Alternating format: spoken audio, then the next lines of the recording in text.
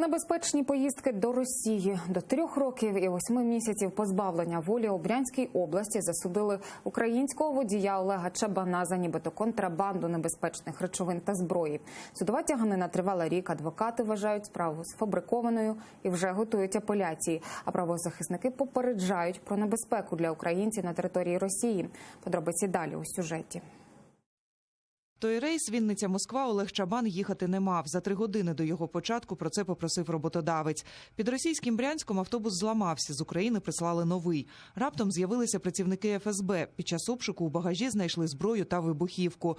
Один з пасажирів, мешканець Росії, навіть зізнався в тому, що він власник незаконних пакунків. Втім, його відпустили, а Олега Чабана затримали. Хоча жодних доказів не було. На незаконному багажі навіть не знайшли відбитків пальців водія. Мною совершались постоянные поездки изначально еженедельно, для того, чтобы контролировать все дело. В то же время следователь говорил, что в связи с отсутствием каких-либо доказательств, прямых доказательств в отношении моего мужа, мы ожидали его скорого освобождения. Адвокати зібрали 170 сторінок доказів невинуватості Олега Чабана. Зокрема, дані про перевірку автобуса на митниці. Тоді претензій до багажу не було. Це підтвердили і українські митники.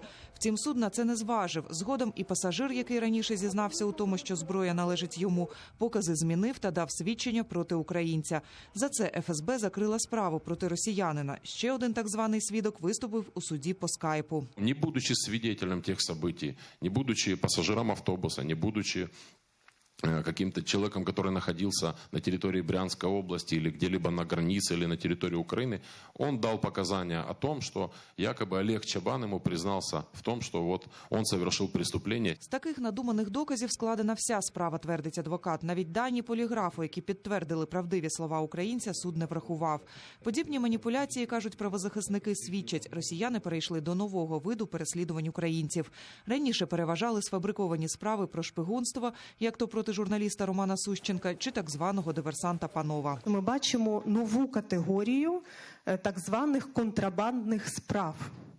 І по цим справам проходять звичайні громадяни України. Наприклад, провідник потягу Ковель-Москва або адвокат Ігор Кияшко, який їздив в Російську Федерацію для того, щоб купити ліки для своєї дитини. Це дуже показовий сигнал для громадян України, які їздять на територію Російської Федерації, розуміти про ймовірні наслідки. Затримання українців за нібито контрабанду дає Росії можливість відкидати претензії України щодо переслідування її громадян за політичними мотивами. І це дозволить їй мінімізувати розголос у світі.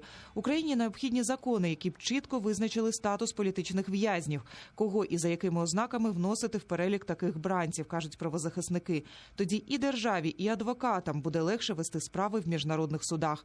Вікторія Бойка, Максим Кондратенко, Заман, АТР.